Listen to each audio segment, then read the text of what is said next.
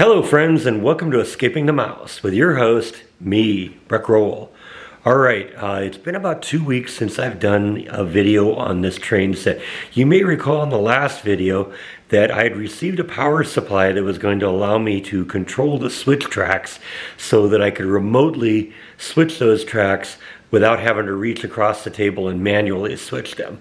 But you'll also recall that I was having problems getting everything to work properly.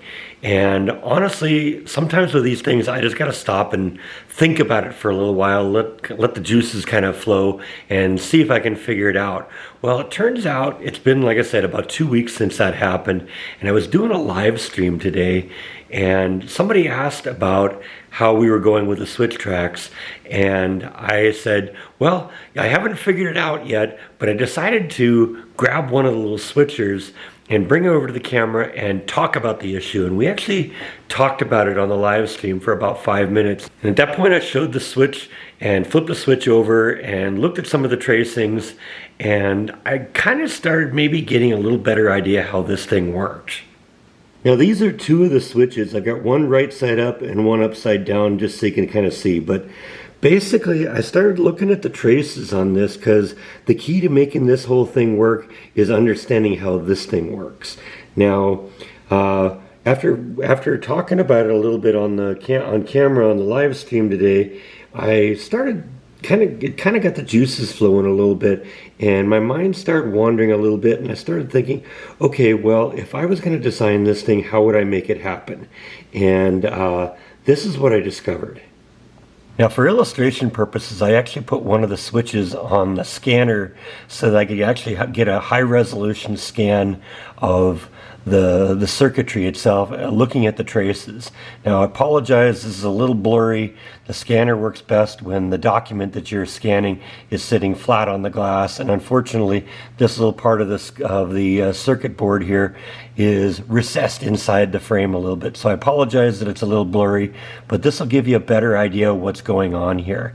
And what you do is you plug in your main power over here. You have positive and negative, and since you have the ability to connect these things together to additional switches to control multiple devices, the power goes all the way across the circuit and goes to these plugs here, which allow me to plug another switch into the end of it and daisy chain them together.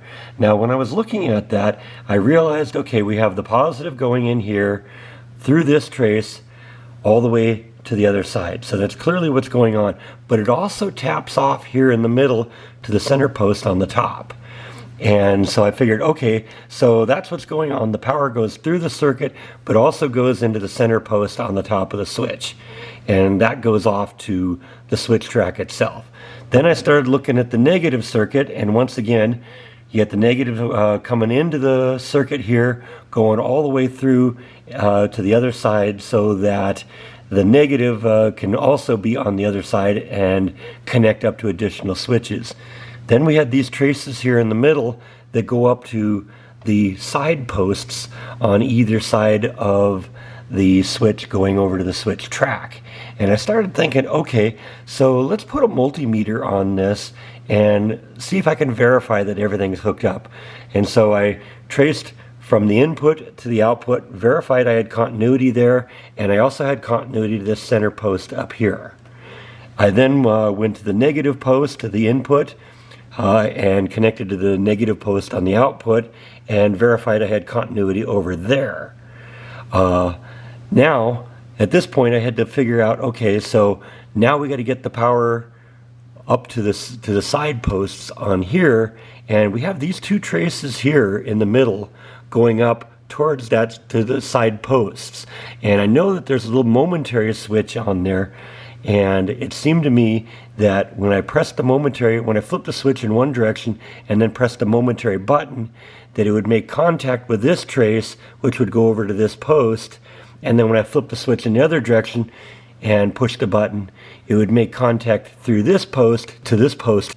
And so I said, okay, that kind of gives me a working idea how this works. Let's put a multimeter on there now and try and confirm that. And I did, and here's what happened. Now this is my multimeter here. This is a handy little tool for people who do work with electronics that will allow you to check different parts of electrical signals. You can even measure temperature with this thing, but it measures amperes, for current. You can measure voltage, AC or DC, and specifically resistance and continuity with this thing. And this is important. Continuity is basically just making sure that there's a solid piece of wire. And I'll show you how that works here. Hang on a second. Now basically what I'm trying to do is verify that I have a solid piece of wire between the input and the output. I have the input and the output here on the meter. And if there's a good solid connection and I touch these two probes together, the thing will beep at me and that'll tell me I have continuity. And so that's what I did, is I ran through the whole thing and verified I had continuity across the switches and that they were working the way I thought they did. And they did. And so now the next thing to do is to trace the voltage going through the system and make sure that it's going where it needs to go. Now the next thing I want to do is verify that I had power on the power supply. And I'm using my little handy dandy multimeter once again, this time in voltage mode. And I've tapped onto each of the taps for the power, and I clearly have 17 volts. Now this is a 16 volt power supply, but it's not terribly uncommon for power supplies to give you a little bit more voltage when there's not a load on there. When there's not something connected to it, you'll sometimes get a little bit more voltage out of it. But 17 volts is good for an output for the power supply. And so at this point, we know we got power on the power supply. Now we just need to trace the power all the way through the switches and hopefully over to the switch tracks. So this here is actually where the power comes from. The power supply goes into the switchers. And what I did here is check the power. And what I found is I didn't have power here. So this is a straight wire. I got two lines going through here. I should have been able to see 17 volts here, but I was not. And so that gave me a clue what the problem was. It turns out there's a little spring clamp thing in here. You stick the wire into the clamp and release it, and it makes contact with the wire. Well, it turns out that I pushed one of the wires in a little bit too far, and I wasn't making contact with the copper wire underneath. I was making contact with the insulation. And without making contact with both of the wires, I wasn't getting power to my system. So once I made an adjustment there, I started seeing power here, and I plugged into the system with just an extra switch track I had, and right off the bat I was able to make the thing work. And let me show you how that's supposed to work. Now, as I've shown you before, there's a little switch here that switches back and forth. It might be a little hard to see, but it switches back and forth, and then when you want to switch the track, you press the button and the track switches. And it looks like this. And that's what I've been trying to get this thing to do the whole time, is switch back and forth using this little remote control switch. And I'm just flipping it back and forth, move the switch to the right, press the button, and it switches. Move it back to the left, switch, push it again, and it switches. That's what it's supposed to do. And the other one works also. So we've clearly got the problem solved. Now I just need to neaten this thing up because I got wires all over the place, and this looks really ugly here. I don't want to have a bunch of wires hanging down. So what we're going to do is we're going to neaten this thing up, and we're going to be ready to go.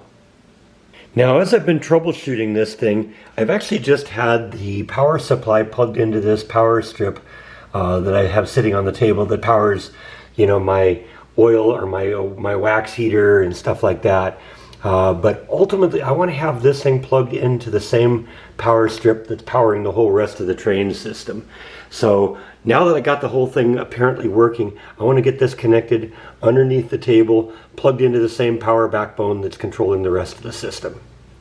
Now we're starting to get everything put back together, and what I want to do, as I said, is I wanted to neaten up the wires underneath, but I've also made the decision to make the speed controller for the train over here versus over there. You might as well have the switcher and the speed controller in the same place, and it made more sense to move it all over into this area than to move everything over there. So I've repositioned the power controller for the train here, and then the switcher will be right here, and now I just got to wire it all up underneath. Now I've also gotten a couple other things that we're going to add to it. You may recall a while ago that I put a dimmer on the little buildings here, and I didn't really like the way the dimmer worked. And when I was over at Home Depot today, I found this thing. And this thing was more what I was looking for to begin with. And now I can control the dimmer of the buildings all I want a lot more easily. And there'll just be a little switch there that'll take care of that.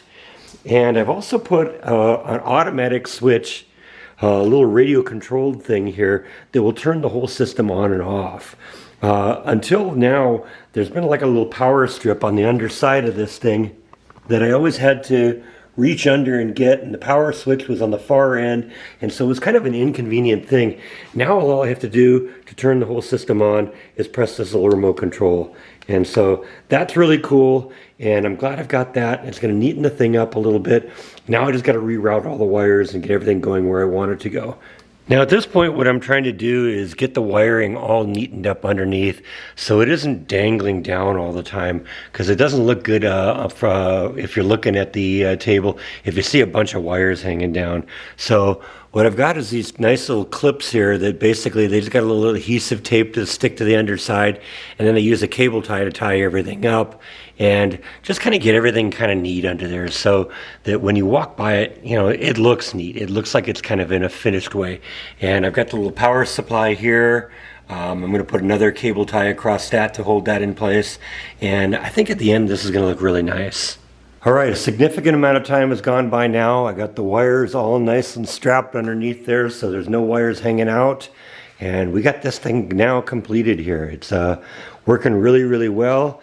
I put some labels on my switcher so that I know which one's which and can control things. Switch 1 is the switch track back there. Switch 2 is this one here. S means the switch goes straight, and T means it turns. And so yeah, we are good to go here. Let's turn this thing on and give it its trial run here. Powered the whole thing up. Turn on the train. Train is working really well. We're going to actually back into the switch tracks here when we get past it. You remember I did that at another time here and showed how that all works. We're going to do the same thing again. We're going to go past the switch track.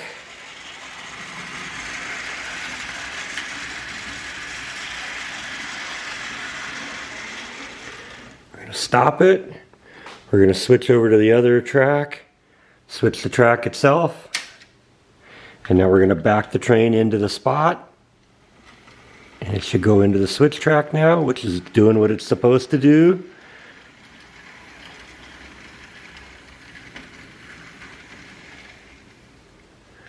Alright, so that one's working. Let's move it forward and let's go on to the other switch track, make sure that that's working. Sometimes you got to give it a little nudge to get it running there. There we go. Okay, we're going to switch the other switch track. Back it up again. And now it should go on to the middle track. And it did. So yeah, we got this thing working 100%. It's completely automated now. I can do everything from here. And so that is what I've wanted to do for a while. Now, I still want to get a couple of more straight pieces, and I'll probably order those over the next couple of days. I might even have, use some of my curved pieces and bring it around over here. But at this point, the thing is 100%. It's working the way I want it to. So yeah, there we go. I think we're good to go. Back forward again. Move that switch track back to where it should be.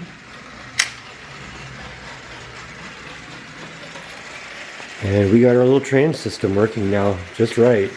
And now that I figured this out, I can expand this thing more if I need to. I add more switch tracks.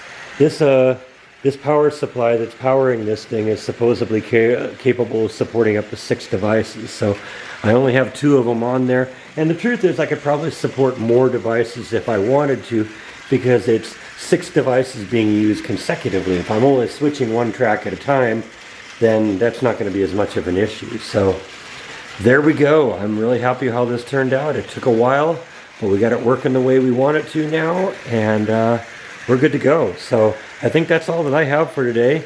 Thank you as always for watching, and I'll see you next time on Escaping the Mouse. Good night.